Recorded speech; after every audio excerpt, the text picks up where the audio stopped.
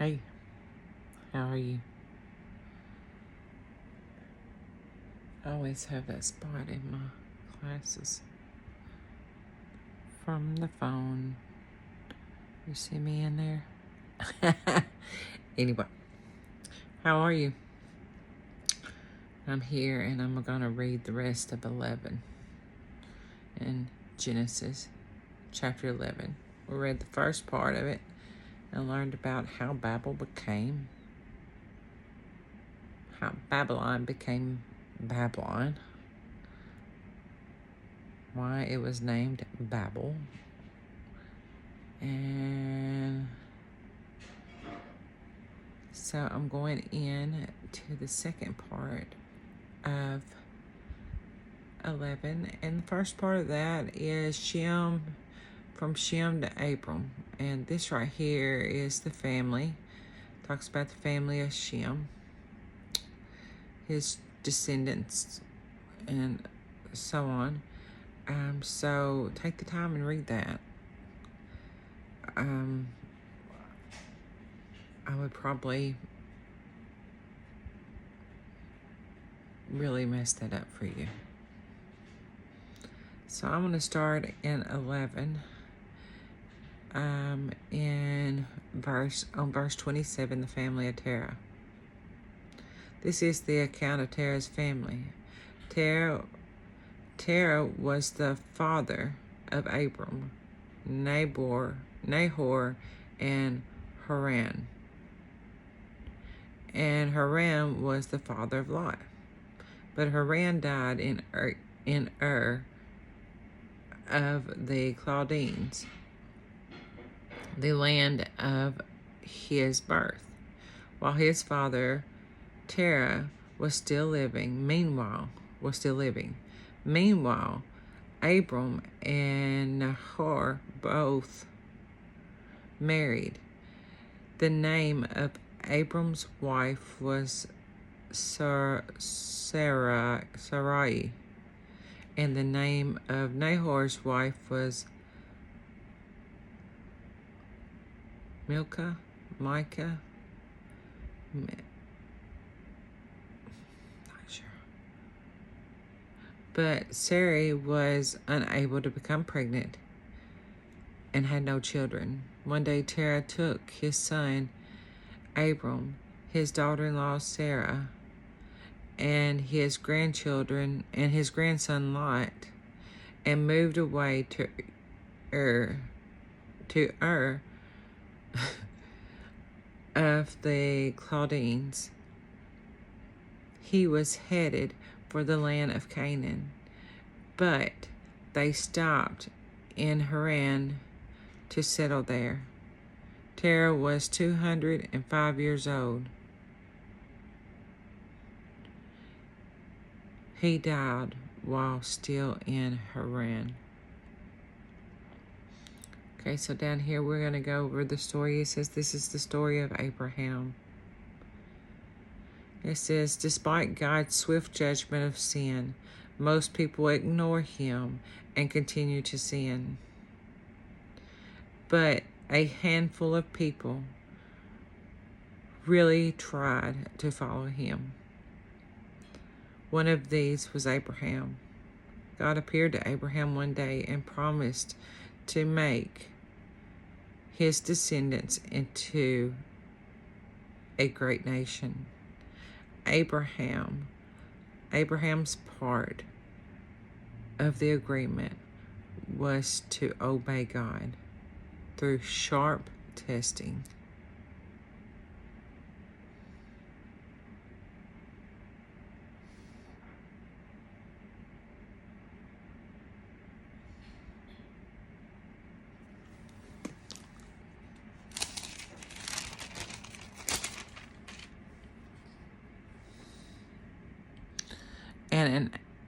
And an innocent and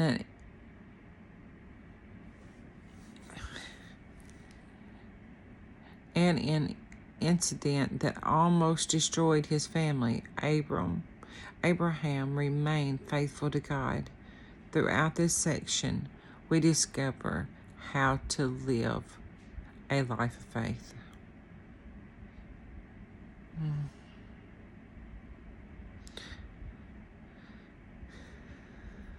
Let's go on into to 12. Chapter 12. God's promise. God promises a nation to Abram. The Lord had said to Abram, "Leave your native country, your relatives, your father's house, and go to the land that I will show you, and I will make you into a great nation. I will bless you and make you famous, and you will be a blessing to others. I will bless those who bless you and curse those who treat you with contempt. All the families on earth will be blessed through you." So Abram departed as the Lord had instructed, and Lot went with him. Abram was 75 years old when he left Haran. He took his wife, Sarai, his nephew Lot, and all his wealth, his livestock, and all the people he had taken into his household. At Haran, he headed for the land of Canaan. When they arrived in Canaan, Abram traveled through the land as far as Shechem. There he set up camp beside the oak of Moreh. At that time, the area was inhabited by the Canaanites. Then the Lord appeared to Abram and said, I will give you this land to your descendants.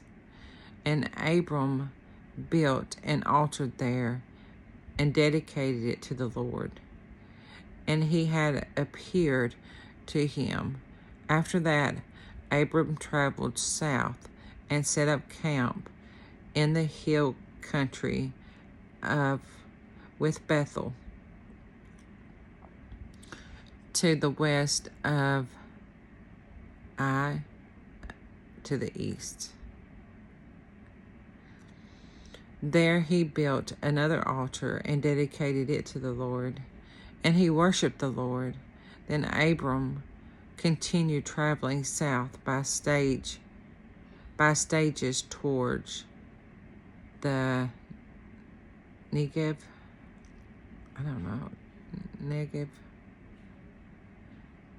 Abram and Sarah in Egypt. At the time, several famines struck the land of Canaan, forcing Abram to go down to Egypt, where he lived as a foreigner.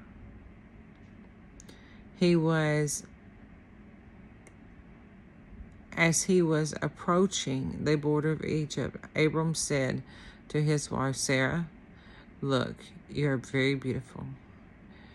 When the Egyptians see you, you will say, they will say, 'This is your wife. Let's kill him. Then we can have her. So please tell them you are my sister. Then they will spare my life and treat me well because of their interest in you.'" And sure enough, when Abram arrived in Egypt, everyone noticed Sarah's beauty. When the palace officials saw her, they sang her praises to Pharaoh, the king, and Sarah was taken into the palace. Then Pharaoh gave Abram many gifts because of her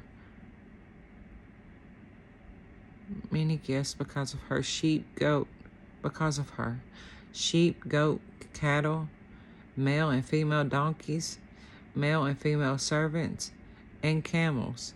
But the Lord sent terrible plagues upon Pharaoh and his household because of Sarah, Abram's wife. So Pharaoh summoned Abram and accused him sharply. "What have you done to me?" he demanded. "Why did you tell me she was your wife? Why did you say she is my sister and allow me to take her as my wife? Now then, here is your wife. Take her and get out of here." Pharaoh ordered some of his men to escort them, and he sent Abram out of the country along with his wife and all their possessions.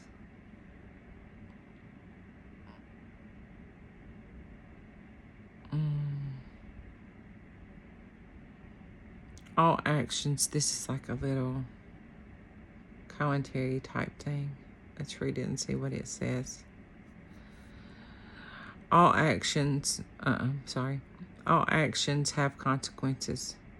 If we do, what we do can set into motion a series of events that may continue long after we are gone. Unfortunately, when we are making a decision, most of us think only of the immediate consequences. These are often misleading because they are short-lived. Abram had a choice to make. His two options were setting out with his family and belonging to part of unknown, or staying right where he was. He had decided between the security of what he already had and the uncertainty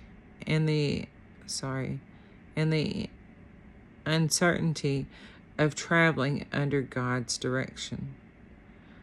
All he had to go on was God's promise to guide and bless him. Abraham would hardly have been expected to visualize how much of the future was resting on his decision of whether to go or stay. But his obedience affected the history of the world. His decision to follow God set into motion the development of the nation that God should eventually call his own. When he visited earth himself, when Jesus Christ came to earth, God promised was fulfilled. Through Abraham, the entire world was blessed. You probably don't know the long-term effects of most decisions you make, but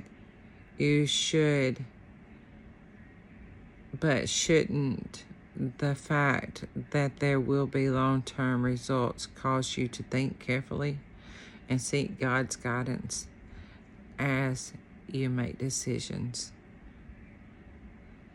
and take action today?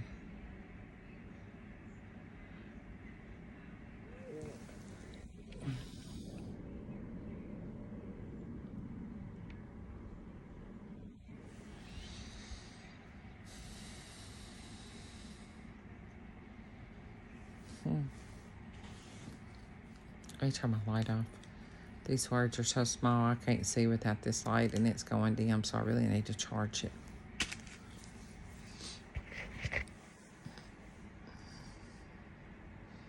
Well, I guess that's pretty much it for tonight.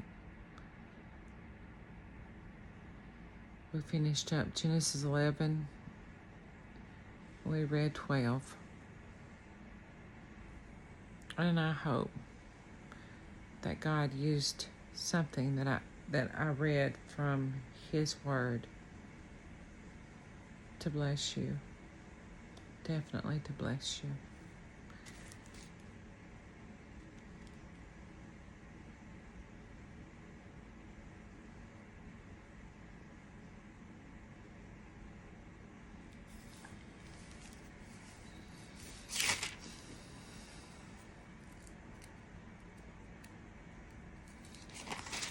I really have been battling these,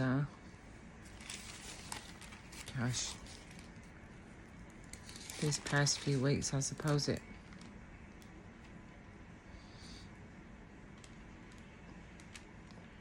for sure I have.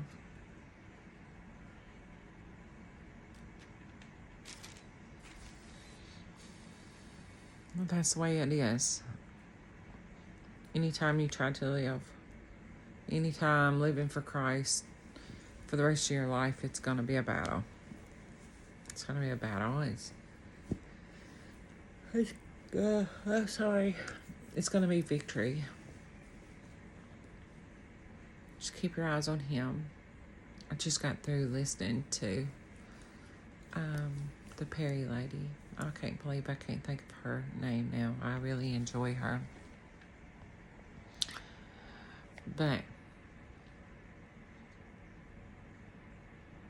keep your eyes on Him. Definitely Jesus Christ. That's who I'm talking about. Keep your eyes on Him. And I just want to tell you, God bless you, and I pray that our Father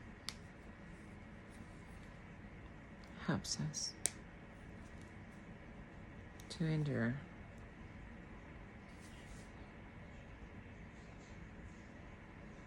Have a wonderful night. I'll see you next time. Good night.